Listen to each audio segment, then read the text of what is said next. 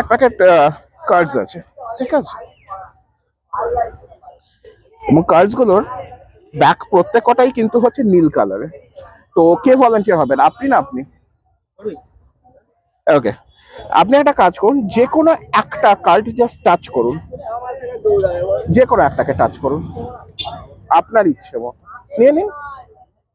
বেশ, ইনফ্যাক্ট জিনিসটাকে আরো র্যান্ডম করার জন্য আপনি এখানে চাইলে সইও করে দিতে পারেন অথবা কোনো ডিজাইন এঁকে দিতে পারেন, whatever you feel like.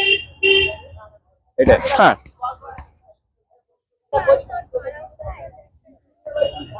তাহলে এইটা আপনি করেছেন তাই তো? Very good. আমি একটা কাজ করছি, আপনার হাতটা একটু দিন, প্যাকেটটা ধরুন, অতটা জোরে নয়, হালকা করে। এই যে ধরলেন জোরে, কি হলো জানেন? যেটা হয়েছে সেটা হচ্ছে এই সমস্ত কটা নীল কার্ডের ভেতর ওনার কার্ডটা কিন্তু গ্রিন কালারের হয়ে গেছে। আমার কথা আপনার বিশ্বাস হচ্ছে না, তাই তো? দেখালে তো বিশ্বাস, দেখালে বিশ্বাস হবে। যদি কোনো ভাবে এই কার্ডটা আপনার চোজেন কার্ড হয়, সেটা কি একটা ম্যাজিক হবে? অবশ্যই। আপনার কার্ডটা কি ছিল? ব্ল্যাক এর ছিল, চিরি চিরি। এই কার্ডটা কি? হ্যাঁ। বেশ, একটা কাজ করা যাক, আপনার পকেটে আছে তো?